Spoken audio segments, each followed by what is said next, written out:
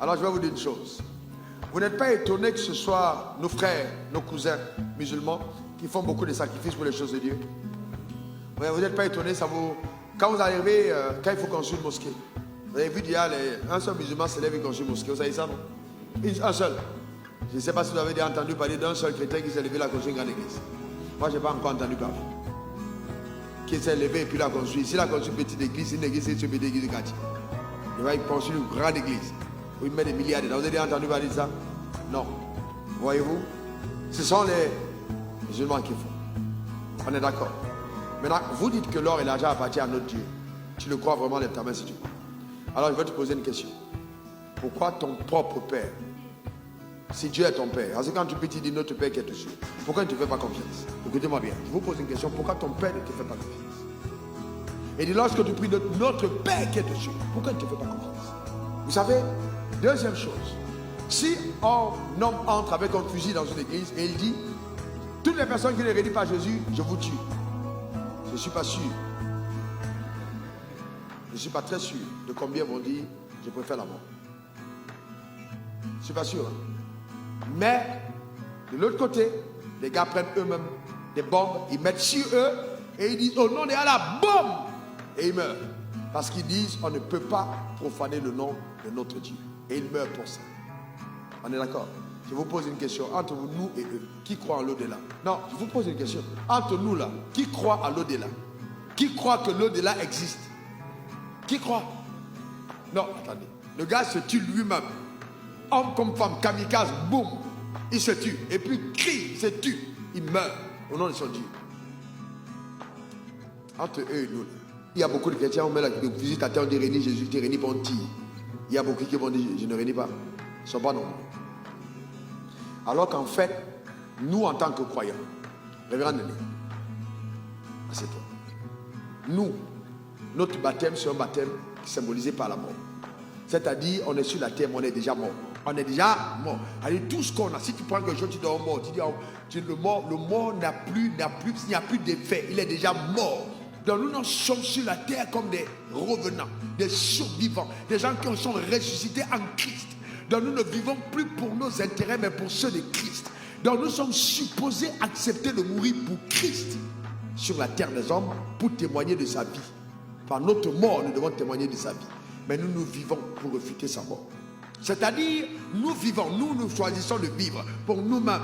Nous-mêmes, je veux ma maison, je veux ma voiture, je veux ma femme, je veux mes enfants, je veux ci, je veux ça, Jésus, donne-moi pour moi-même.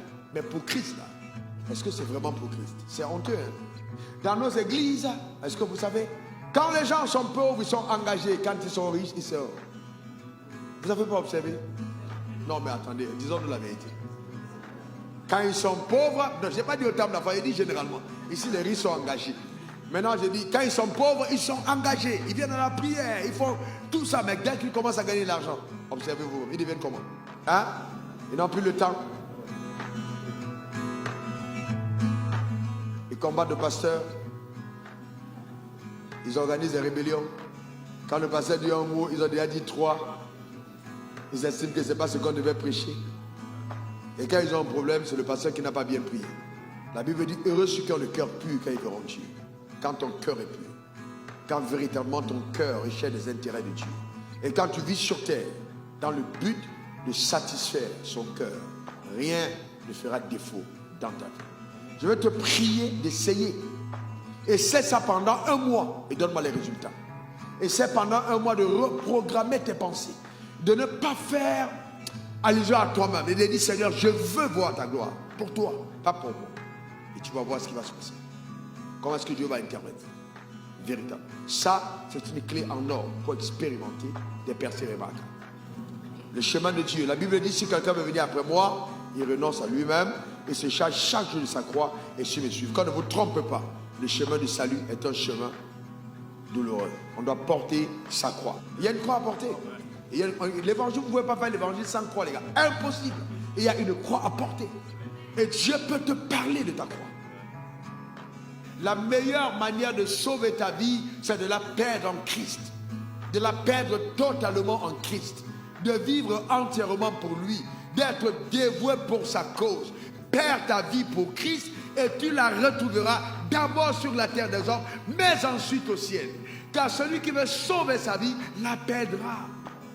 Tu veux sauver tes affaires, sauver ton argent, tu perdras ton argent.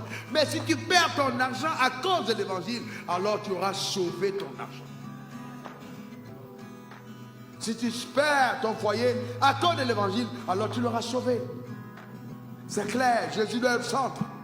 Il doit être au centre. Demande ton meilleur amen. Il doit être au centre, dis encore amen. Alors maintenant, écoutez-moi bien, ne tombez pas sur le coup de certains ensoleillements. Donc quand arrivent des problèmes de la vie, parce que ça va arriver, c'est clair et net.